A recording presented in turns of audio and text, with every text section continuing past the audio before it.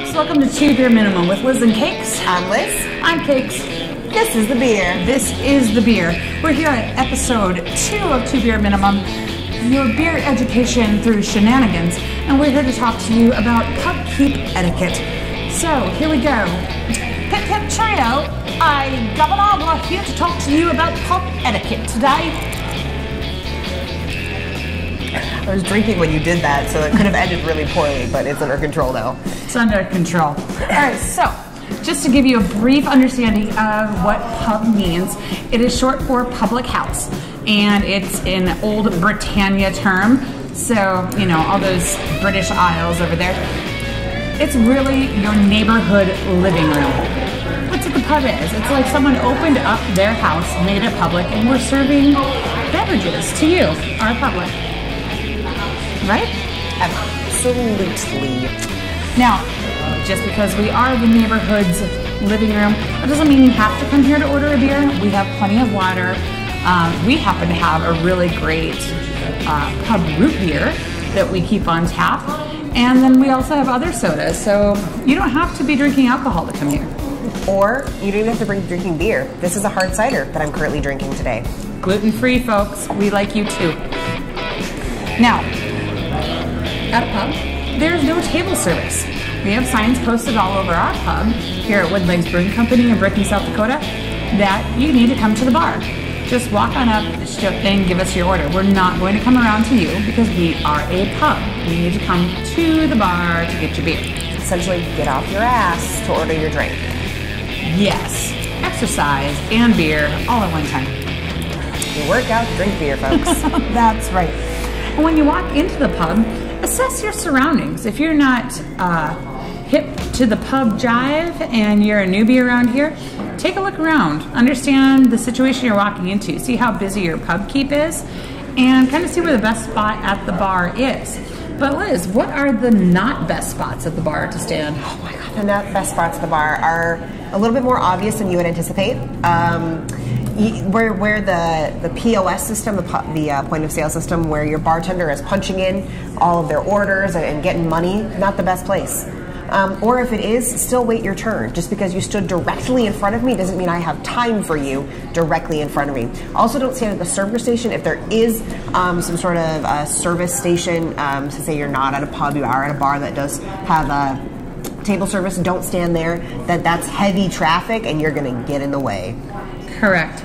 Now, when you do find that spot to stand at the bar, we're really looking for common courtesies when you are waiting for us to serve you. We don't want you waving your money at us like we're strippers, because we're not. We don't want you snapping at us, because nobody likes this in their face. There's no such thing as garçon in American. Got it? And we also don't want you calling us slang terms like bro, or chief, or pal, or hey, I don't know, gal, girl, whatever. What do they say for girls? I don't know, but it's usually derogatory, so just don't do it. Yeah, don't do it. Even a cheesy, hey, beautiful, get me a beer, you're still going to go to the back of the line, folks. We're not trying to be mean. We are at a first-come, first-served basis. We know who's walked up to the bar. We're taking a look around all the time, and we're going to get to you as soon as we can. Just don't be obnoxious about it. That's really what it comes down to. And when you're ordering, know what you want. Here at Wooden Legs Brewing Company, we have a large chalkboard. It has our house beers that are on tap, it has our guest beers that are on tap, and it has our ciders. We also have a cooler at the opposite end of the bar.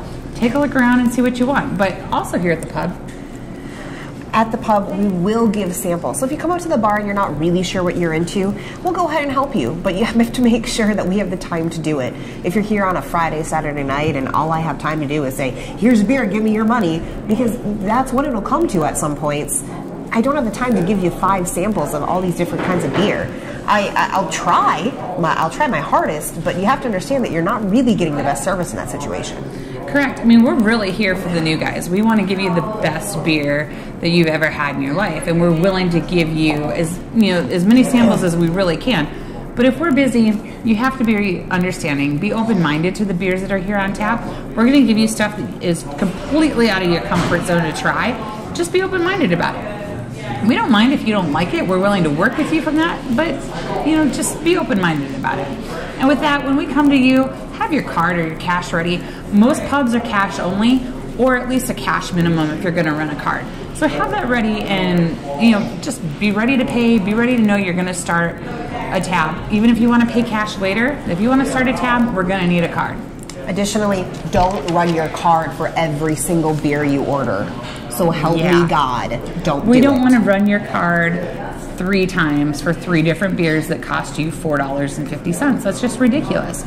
And on top of that, most people who run their cards for every single beer don't tip very well. And that's our next topic, tipping. We're here to give you great service, and we're doing everything that we can to do it. But in return, we need a little feedback. And it's nice to be appreciated for what we do, because we're trying to give you the best quality that we can. Additionally, remember folks, if you are in the Americas, tipping is considered standard. It's roughly $1 a drink, depending on what you're ordering. Or if you're running up a tab, it's about 15 to 20%. And if it's good service, even higher than that. Now you may think, well, that's not my job to pay you for your work. Well, I mean, to some degree, if you want me to care about what you're saying, it kind of is. Right. And remember that a pub is not a restaurant. Most pubs don't serve food. Some, like us, do have pub grub, your pizzas, your pretzels, your sandwiches, but we're not a full-service restaurant. Don't come in here drunk from somewhere else at 10:30 at night and expect a full meal. We're not going to be able to give it to you, and we don't want you complaining about it.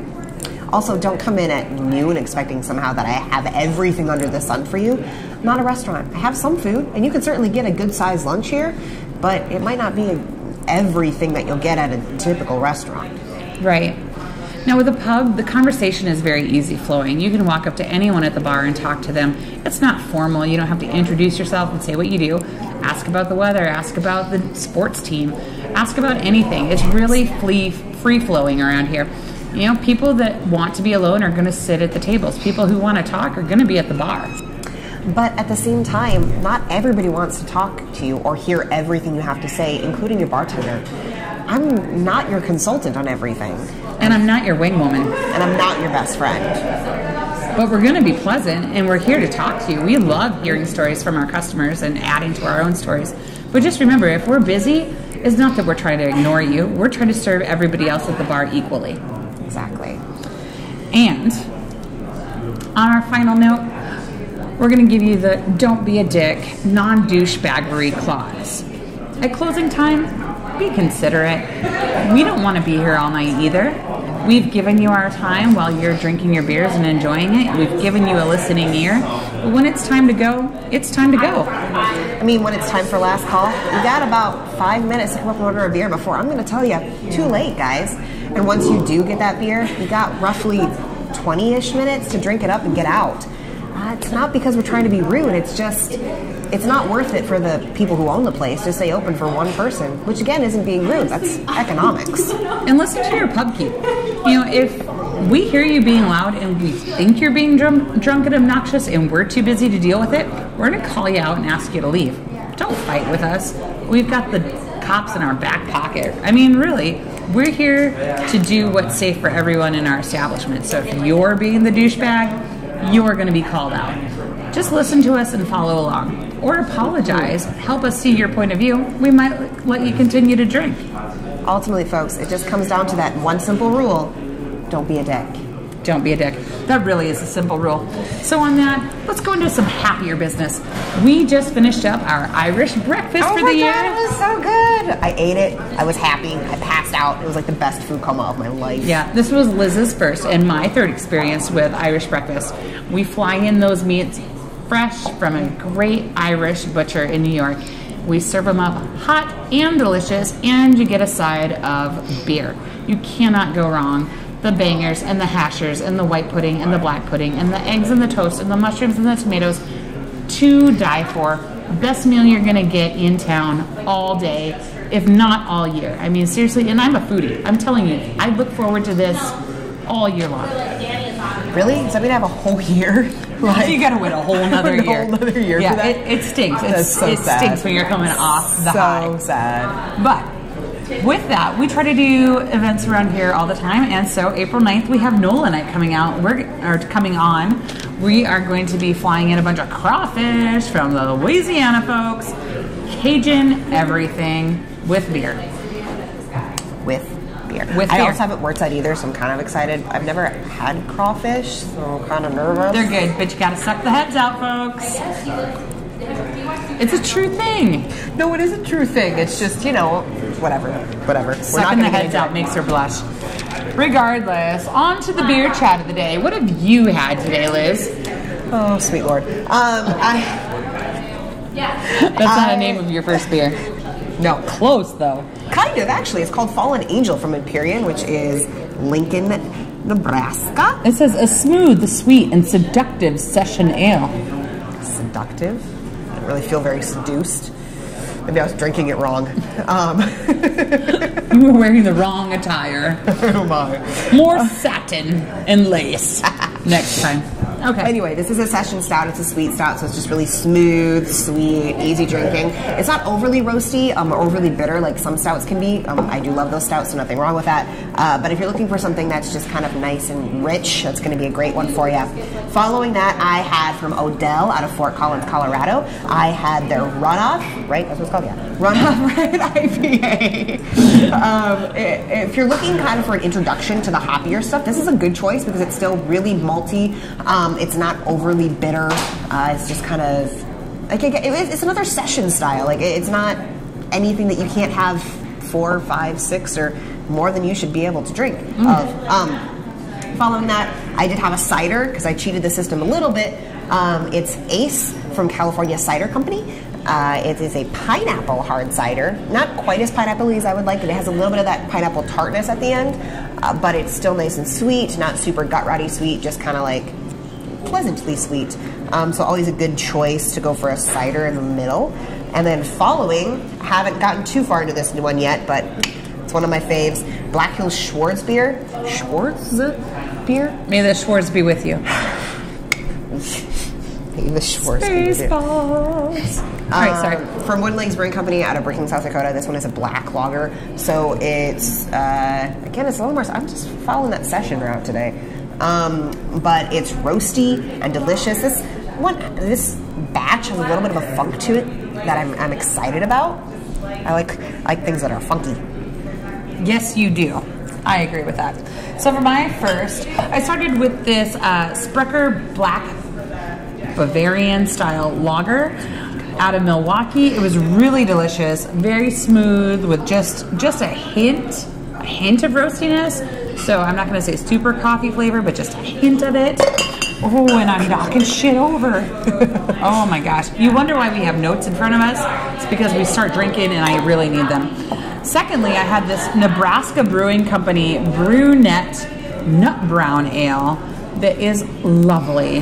Little light mouth feel with a sweet nut finish because I love them sweet nuts. Delicious. Third, we went for the Wasatch Brewing out of Utah Devastator Double Bock Lager. I love a double bock. It has a sweet sort of barrel-aged hint to the front. Really smooth. I'm thinking like a smoked Gouda cheese with this, and you're done for the night. Take a bath, enjoy this, some cheese. You don't even need anybody else for that experience. Number 4, Fight Like Hell's Munich Hell's Lager. This is so much malt, so good. Really, I mean, it's really, we're at what, the first day of spring right now? But this is great. We're having 60-degree weather here in Brookings, South Dakota. We got this nice cold malty beer. This is awesome. I'm loving every minute of it. Good beer, folks. Good beer. Did you also want to talk about the beer that you had just a few days ago at our lovely pub crawl? Yeah, so my friends from Minneapolis brought me this Insight Brewing Trollway IPA that was super citrusy and delicious. No pine intended in this brew. Shared it with some friends over pub crawl. It was awesome. Thank you, thank you, thank you. You know who you are. This was delicious. I really appreciate it. If you guys have any beer you want to send us, we're happy to take it. You could email us at 2beerminimum at woodenlegsbrewing.com. It'll be in the notes below. Also, Liz, tell us about all our social media, because we're out there everywhere. We are getting ourselves. Social media. We are just letting ourselves go. So you can also find us on Facebook and Twitter, Google Plus if you're on that, and just make sure you follow, subscribe, like, pay attention to us. It's Comment. $2 beer minimum. We like comments. We want to know what you like, what you don't like, what you want to know about. Anything. Give us all your questions. Life questions. We'll answer life questions. I have 3 kids. I don't have children, but we have life experiences. We can be wise and beer-minded all at the same time, sometimes. The best advice comes with alcohol, folks. Remember that. Remember that. So, when you're looking for beer education and shenanigans, look no further than 2 beer minimum. And until next time, we'll see you at the pub. We'll see you at the pub.